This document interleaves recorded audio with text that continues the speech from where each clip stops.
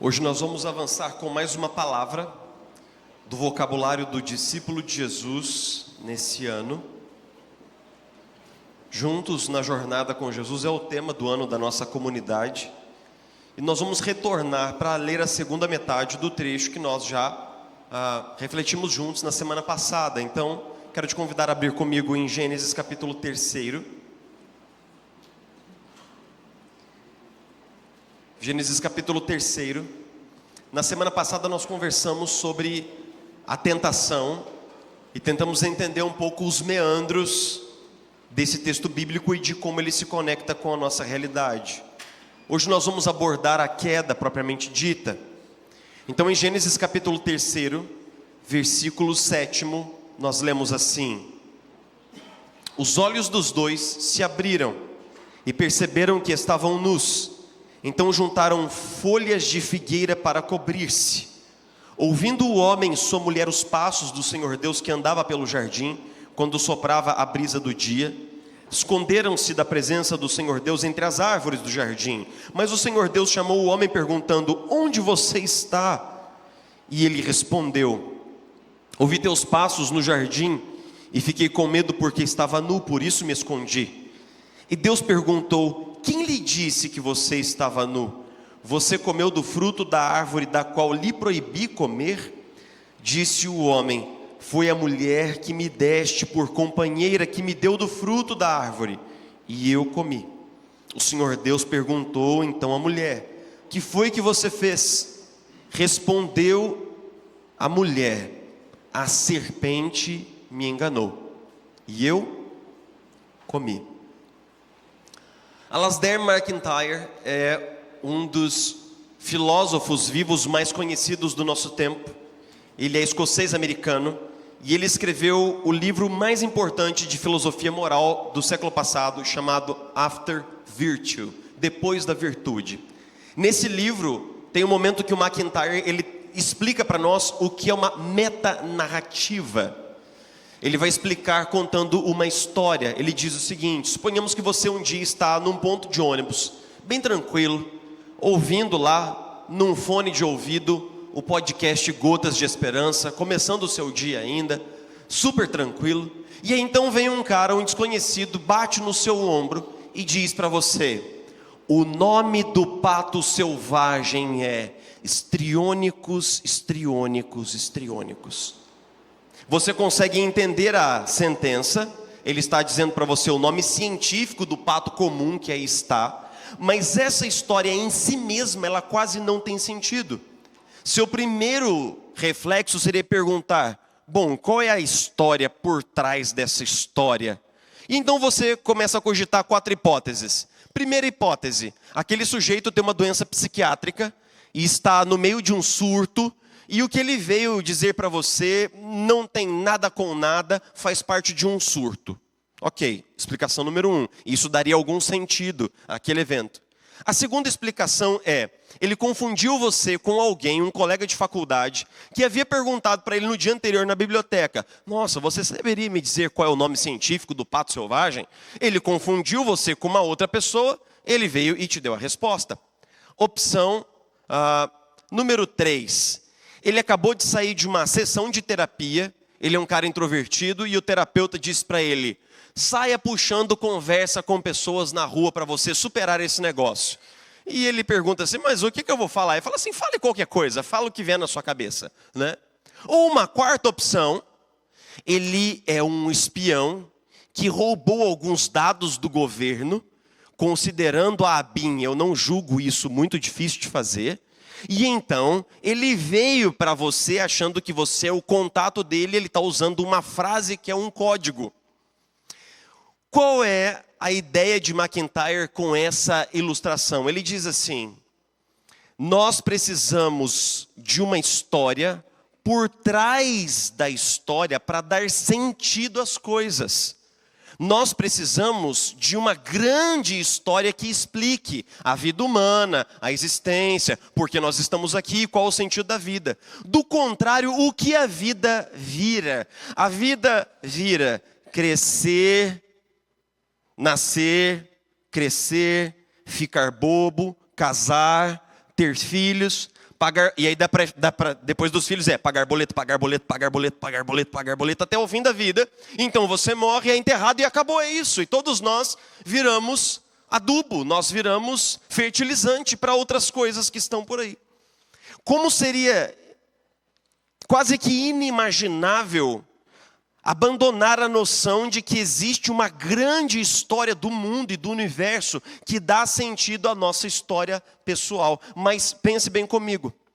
Os engenheiros da cultura, os engenheiros ocultos da cultura, decidiram no século passado matar a noção de metanarrativa na cabeça das pessoas. Sabe por quê?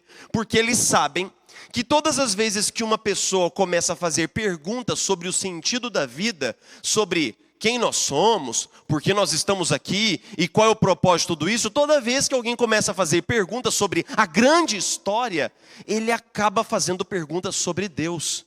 Ele acaba buscando respostas na espiritualidade e eventualmente ele acaba se encontrando com Cristo. Então, basicamente, os engenheiros da cultura, eles afirmaram: não existe metanarrativa, não dá para saber, a vida é isso, é nascer, é morrer, e não tem como a gente saber muito mais do que isso. Basicamente dizendo o seguinte: nós não temos uma grande história que dê sentido a todas as histórias. Não existe uma metanarrativa.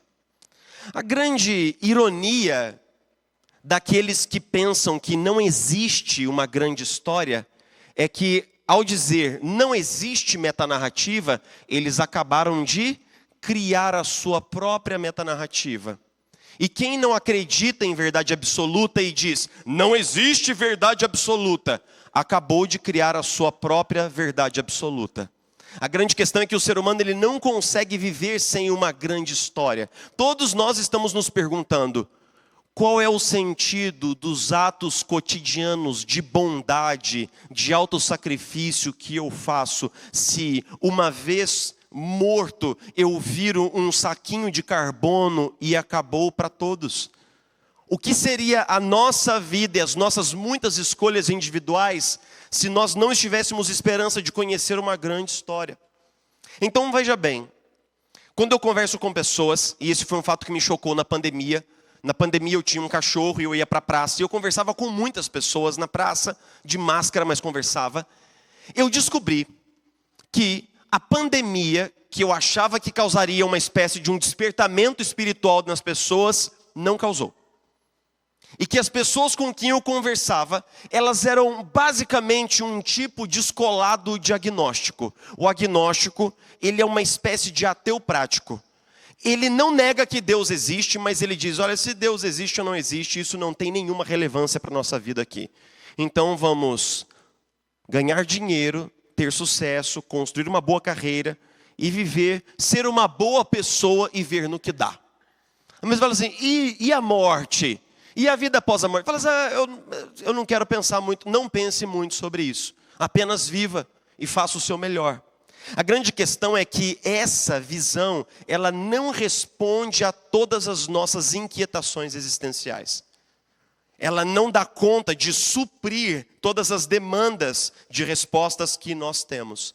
Tim Keller, escrevendo no seu fantástico livro A Fé na Era do Ceticismo, ele diz que a fé cristã, ela não é comprovável cientificamente, mas ela tem uma razoabilidade. O que significa dizer, ela responde de forma muito coerente às nossas demandas intelectuais sobre a existência e ao mesmo tempo ela satisfaz o nosso anseio existencial. Ou seja, o cristianismo ele tanto fala ao coração como fala à nossa mente. E eu quero significar dizendo o seguinte: se você está explorando a fé cristã conosco hoje aqui à noite, se você tem vindo tentando entender o que é Jesus e qual o lugar dele na sua vida, eu quero te dizer que para ser um cristão você não precisa desligar o seu cérebro.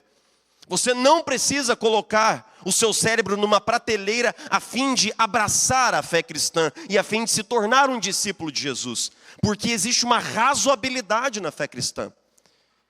Ou seja, eu falei um pouco sobre isso na semana passada.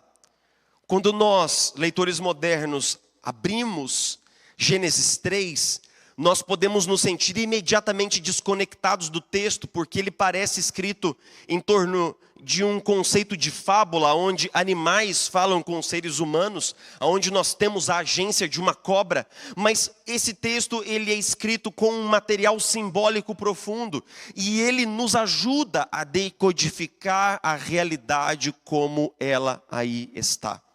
Então vamos recapitular um pouco da sequência lógica desse texto. Primeiro, Deus cria o homem à sua imagem e semelhança, imagodei, uma palavra que nós estudamos há 2 semanas atrás. E então Deus cria o homem com a sua imagem e semelhança, para que Deus e o homem possam ter plena comunhão consciente no Éden. O Éden é um jardim que Deus planta, Deus coloca o homem no Éden, Deus coloca 2 árvores no centro do jardim, a árvore da vida, a árvore do bem e do mal, e ele faz um pacto com o homem dizendo: não coma da árvore do bem e do mal, se você comer, certamente morrerá. O termo aliança não aparece em Gênesis 2, mas pelos termos, é claro que Deus está propondo uma aliança, um pacto, um contrato com o homem, dizendo o seguinte: se você quiser continuar aqui por todo o tempo, é só você não comer daquela árvore. Mas se você quiser escolher outra existência, aquela árvore é uma porta de saída.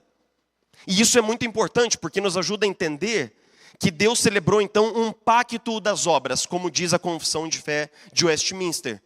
Um pacto das obras com o homem.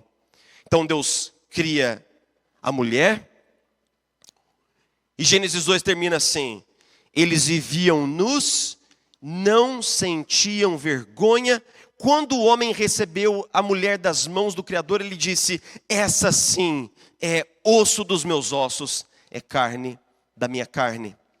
Mas numa sequência muito rápida de diálogos, a serpente apresenta uma possibilidade aos primeiros pais. Que possibilidade? Se eles comessem do fruto, eles se tornariam como Deus, se tornariam autossuficientes, autônomos, sem dependência de Deus. E então os nossos primeiros pais, eles quebram o pacto das obras. Charles Hodge, que é um famoso teólogo de Princeton, presbiteriano, ele diz o seguinte: os nossos primeiros pais queriam a sua emancipação das ataduras da autoridade de Deus. Então eles tomam do fruto e eles comem o fruto.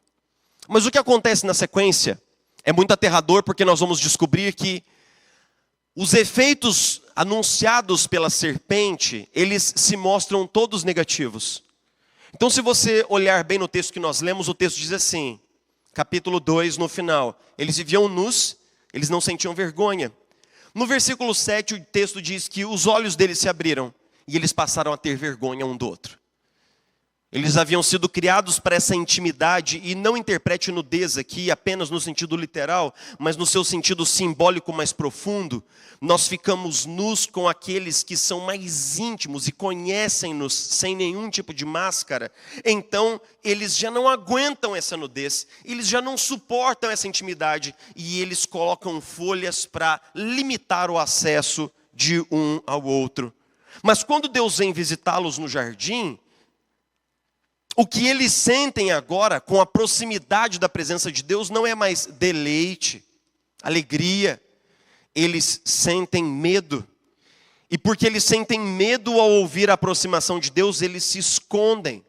E quando Deus os chama à responsabilidade, ele fala assim: por que você se escondeu? Porque eu estava nu. Quem disse que você estava nu? Você comeu do fruto que eu lhe proibi comer? Então, o marido faz uma coisa que nós homens estamos fazendo desde Adão. Ele coloca a culpa na esposa. Ele não aceita a sua responsabilidade, ele empurra a responsabilidade para longe de si, ele omite, e ele diz: Deus, eu nunca pedi uma mulher. O Senhor criou a mulher. E a mulher que tu me deste, me deu do fruto e eu comi. Adão consegue de um só golpe acusar tanto a sua mulher, quanto o próprio Deus que lhe havia dado a mulher. Quando a mulher é chamada à responsabilidade, ela também não assume aquilo que fez.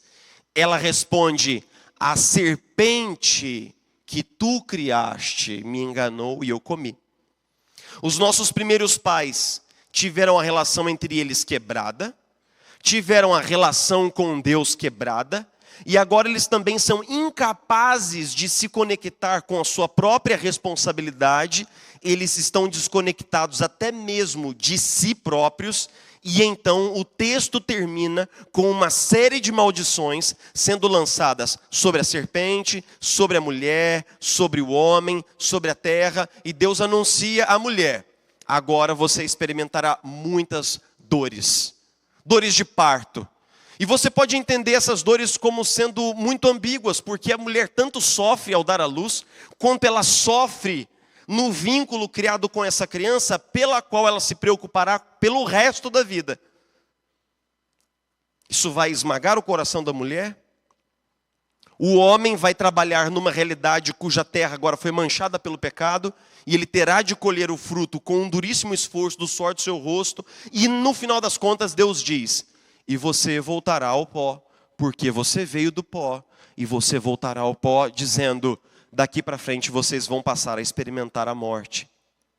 A grande questão é que os teólogos ao longo dos séculos eles têm usado uma palavra para esse evento, que é a queda. A queda significa, teologicamente, uma ideia muito provocativa, e eu queria que você pensasse comigo sobre isso. Essa palavra que foi usada primeiro por Tertuliano no segundo século e depois foi apropriada no vocabulário teológico de Agostinho de Hipona, ela diz que nós vivemos não no plano original para o qual nós fomos criados, mas nós caímos desse plano original, nós caímos dessa condição edênica, o que significa dizer que todo homem e toda mulher vive num lugar que não é mais o seu habitat natural.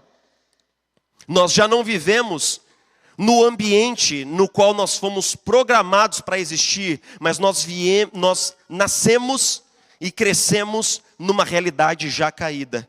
E isso nos ajuda a decodificar boa parte dos dilemas que nós vivemos na nossa experiência cotidiana.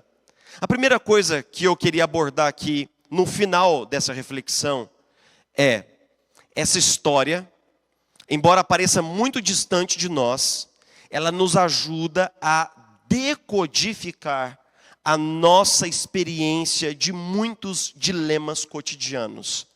Lembre-se, nós fomos criados para viver em família.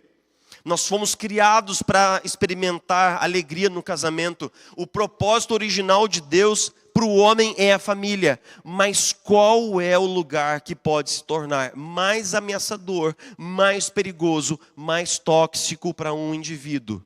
A família. É engraçado como a queda, ela solapa o projeto original de Deus de que a família seja uma miniatura da própria Trindade. E essa declaração de Gênesis é muito vigorosa. Nós buscamos o tempo todo encontrar alguém com quem nós possamos dividir a vida, mas quando nós encontramos essa pessoa, nós vemos como é difícil construir um casamento que vale a pena. Como é difícil construir um casamento que realmente seja mais do que viver sobre o mesmo teto ou dividir as contas. Seja realmente experimentar o propósito original de sermos os dois uma só carne. Tim e Kate Keller escrevem um livro sobre casamento e eles têm uma frase muito interessante nesse livro. Eles dizem assim: em certo aspecto, todo homem e toda mulher casam com a pessoa errada. Porque nós casamos com um cônjuge que é pecador, e que é diferente de nós, e que num determinado sentido não existe a possibilidade de nós encontrarmos a pessoa totalmente perfeita, totalmente compatível, porque nós podemos ter algum nível de compatibilidade, e pode ser que aquele cônjuge seja realmente bom para mim, mas não perfeito como tem sido idealizado no imaginário popular. Ou seja, nós vamos casar, nós vamos viver bem, mas nós não vamos viver o quê? Felizes para sempre. Essa é uma grande utopia. Essa é uma grande idealização. Por quê? Porque a queda, ela explica porque é tão difícil conviver em família, porque é tão difícil trabalhar com outras pessoas, porque é tão sofrível para nós as relações. Nós fomos criados para as relações, mas é nos relacionamentos que o ser humano mostra a sua pecaminosidade. Essa história também nos ajuda a decodificar o absurdo da morte. Herman Bavinck, um teólogo reformado holandês, escreve sobre a morte numa dos seus textos, que se chama Dogmática Reformada. Ele escreve assim: a morte é um poder que destrói a obra de Deus, desfaz a estrutura da criação, separa aquilo que Deus uniu, e assim é e continua sendo um absurdo. A morte não pertence à essência da criação, mas é um poder de desintegração que entrou no mundo por meio do pecado. Pense comigo um pouco sobre a nossa relação com a morte. Quando uma das mulheres aqui da igreja descobre que está grávida, né? E isso tem acontecido com muita frequência recentemente. Eu, inclusive, sugiro que você possa trazer a sua água de casa, né? Não tem sido muito seguro tomar a água aqui daquele bebedouro, tem alguma coisa lá naquele negócio lá, né? Então, quando você descobre que está grávida, nós não sabemos se é um menino, nós não sabemos se é menina, você não sabe se é corintiano, embora você torça para que não seja, e chega a orar por isso, né? Ora para que não seja um palmeirense. Você não sabe nada sobre essa criança, não sabe os gostos, não sabe nada. Mas você sabe que aquele ser vivo que acabou de ser gerado, em algum momento, ele vai morrer. A morte é a única coisa certa da vida, é a morte. E nós sabemos disso desde o primeiro instante de consciência como seres humanos. A inescapabilidade da morte. Mas tente recorrer um pouco ao sentimento que você tem diante do caixão de alguém que você ama. Nós olhamos aquela pessoa inerte. Alguém que viveu, abraçou, amou, doou-se. E ela não está ali. E isso nos parece chocante e absurdo. E por mais que a gente tente engolir essa pílula, nós não conseguimos admitir a morte como uma coisa natural. Nós não conseguimos. Quando nós sepultamos um parente que viveu até certa idade, nós podemos ficar um pouco mais consolados. Mas eu te prometo, se você tivesse mais tempo, ou a opção de tê-lo por mais tempo, você e eu gostaríamos de tê-lo por mais tempo. Por que é que nós temos essa estranheza diante da morte? Porque nós originalmente não fomos criados para morrer. Porque nós não fomos criados para deixar de ter vida. Nós fomos criados para viver na presença de Deus. Mas a escolha que impactou a queda fez com que a morte entrasse na raça humana, como Paulo escreve aos Romanos. Mas a morte é, na visão dos cristãos, uma intrusa, alguém que não deveria estar lá. E por isso nós nutrimos um certo sentimento de afastamento e de estranheza. A terceira coisa que o evento da queda me ajuda a decodificar, me ajuda a entender e que pode nos parecer muito confuso e incompatível com o nosso mundo interior, é esse processo radical de involução da humanidade. E deixe-me provocar um pouco você com isso.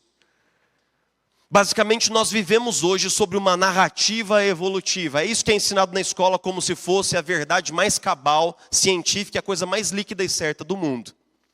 Mas pense como a nossa experiência, ela não confirma que o ser humano está frequentemente e paulatinamente evoluindo, mas ela nos permite pensar se nós não estamos involuindo.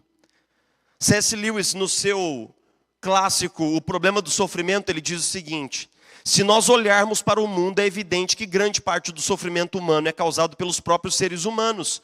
Foram os homens e não Deus que inventaram a tortura, os chicotes, as prisões, a escravidão, as armas, as baionetas e as bombas. A pobreza e o excesso de trabalho são produtos da avareza ou da estupidez humana e não um problema da natureza. para dizer o seguinte, que o homem ele era mau na antiguidade, ele continua sendo mau na modernidade, e aparente não há nada que faça efeito profundo para mudar as estruturas do coração humano. Os iluministas, os caras da Revolução Francesa, eles entendiam que a religião deveria ser extirpada do mundo. Por quê? Eles entendiam que a religião sustenta a ignorância. E que a ignorância é a fonte da maldade do coração humano. Então qual era o projeto deles? Nós vamos educar o mundo será um dia educado, será um mundo esclarecido, e as pessoas vão entender que elas não precisam crer nessa bobagem de Deus e em todas as coisas obscuras que a igreja ensina. A igreja é obscurantista, ela é anti-intelectual, e nós temos que acabar com a religião. Então, eu não sei se você sabe, mas eu estou falando na real, não é piada. Eles são os mentores da enciclopédia. Quem teve aqui uma enciclopédia Barça em casa durante algum tempo? Vocês sabem bem o que é.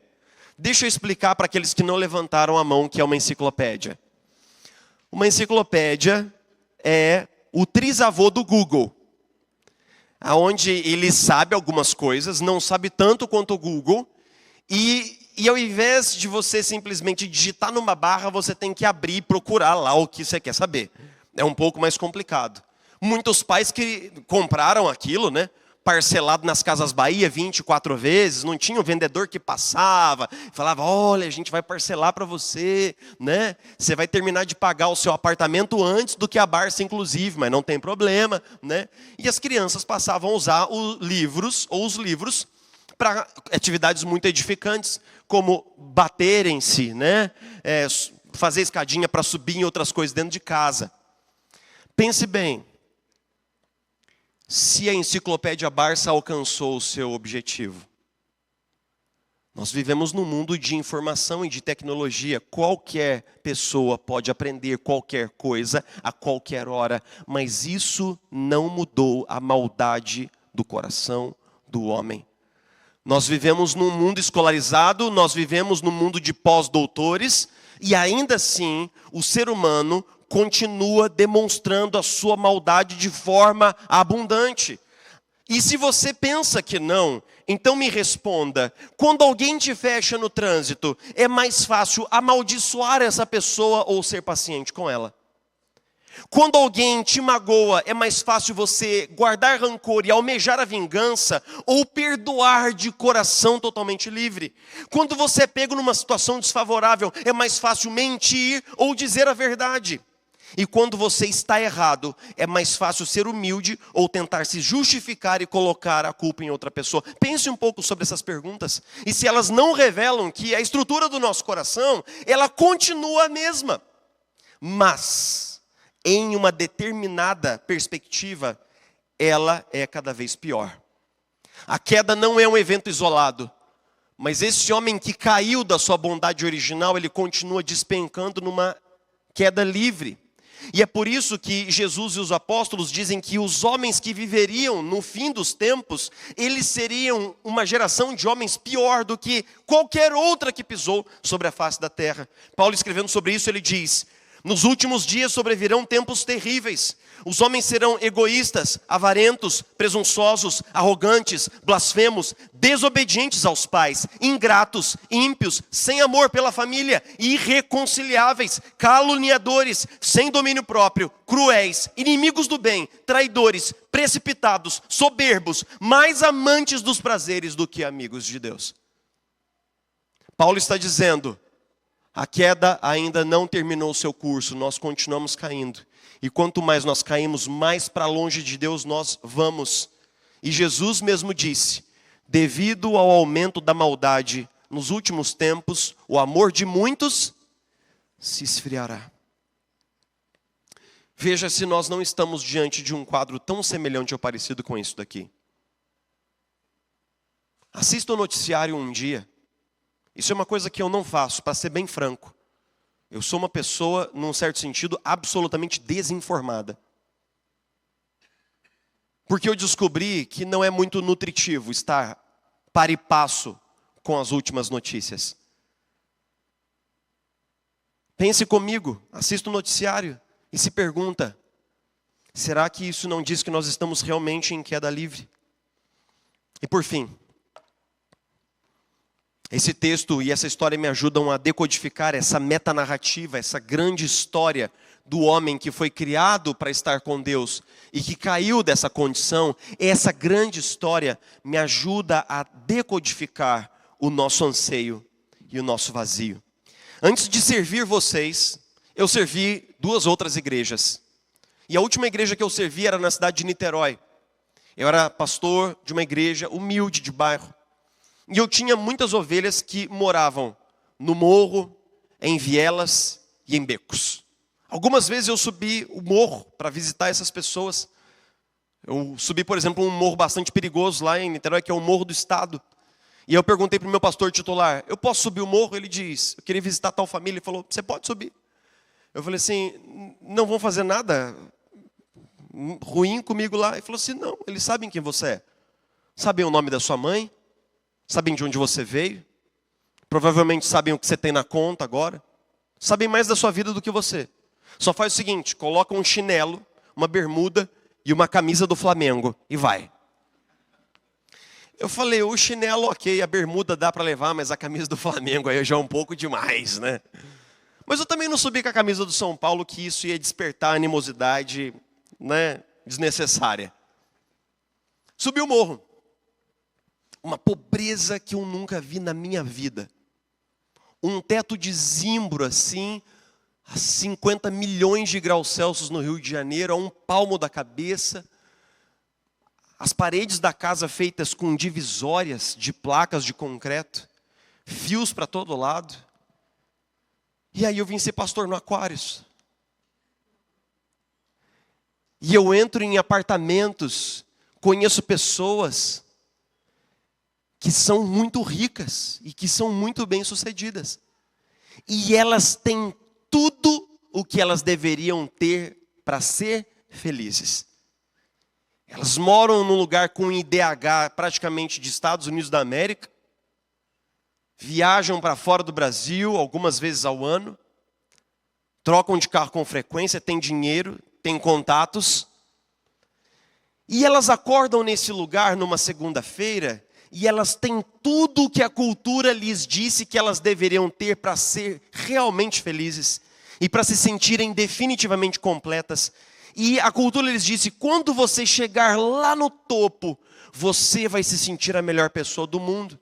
E talvez ela tenha se sentido por uma semana, um mês, durante algum tempo. Mas um dia ela acorda segunda-feira de manhã e ela consegue verificar, para o seu próprio espanto, que aquele vazio está de novo no mesmíssimo lugar. A vida está boa, o salário está legal, o casamento vai caminhando, mas o vazio está lá, do mesmo tamanho e talvez até maior, porque ele deveria ter ido embora, mas ele não foi.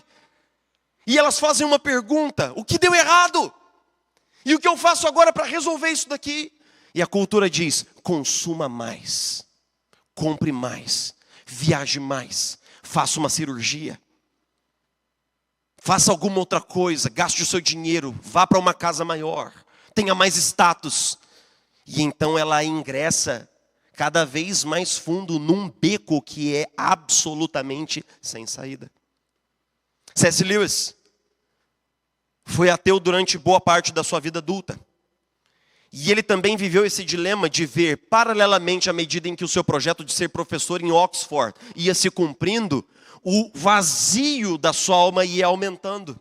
E então ele escreve sobre isso num texto muito famoso, Peso de Glória. Ele diz: assim como um homem com fome desejando pão mostra que este homem vive em um mundo onde existe pão, nosso desejo por Deus mostra que vivemos em um mundo onde Deus existe.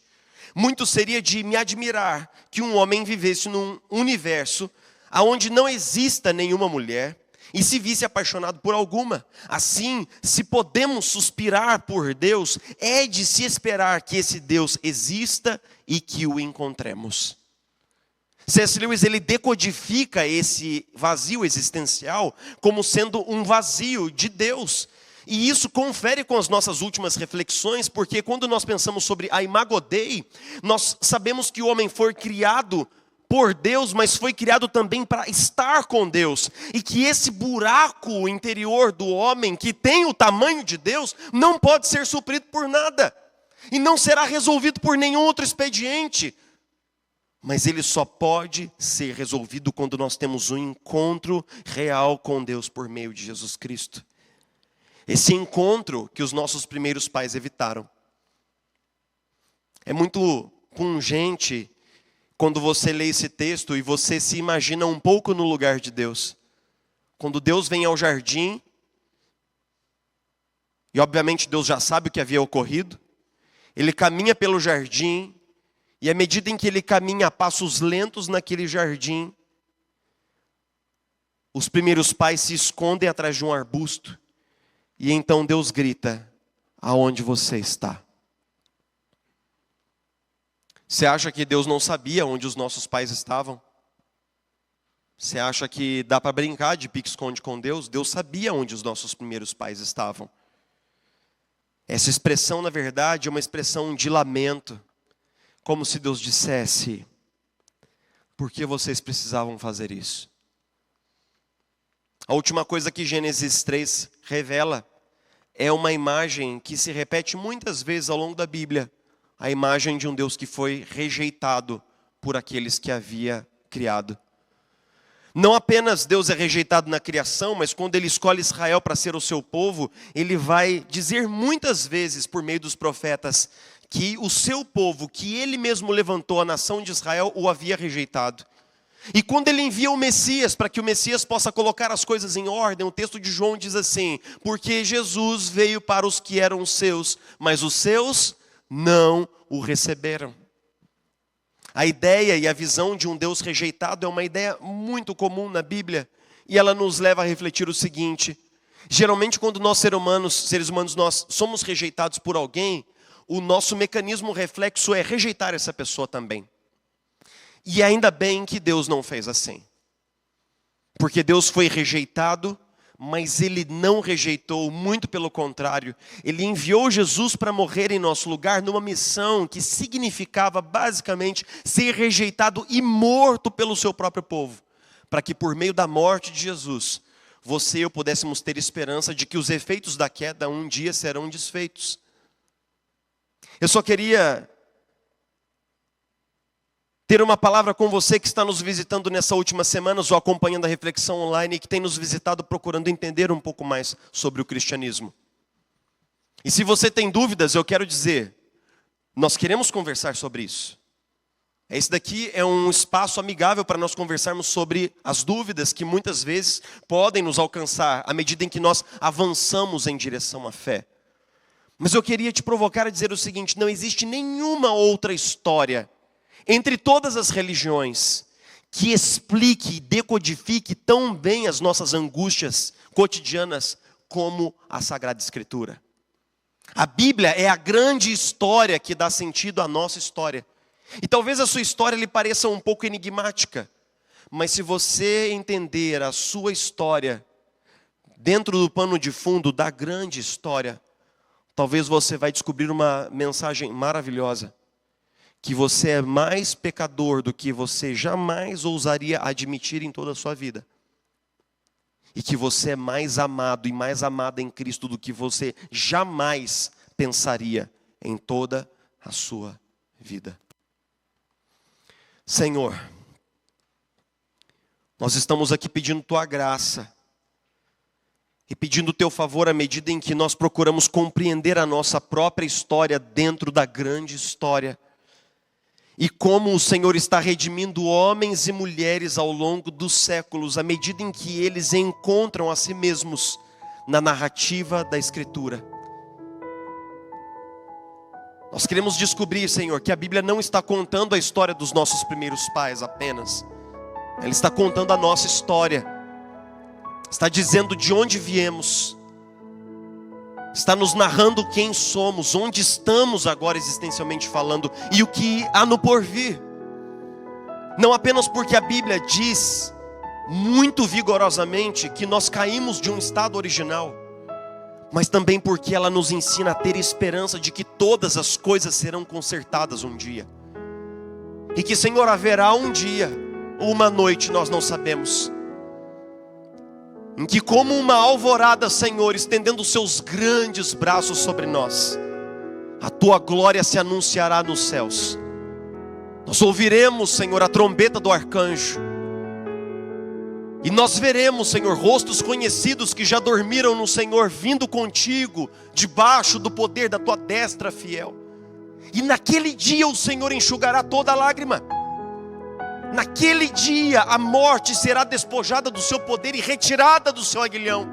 Naquele dia, Senhor Jesus, já não haverá mais dor, nem sofrimento, nem injustiça. Não haverá, Senhor, nenhuma criança dormindo com fome. Nunca, jamais. Nunca haverá, Senhor, uma despedida de um parente querido por causa de uma doença.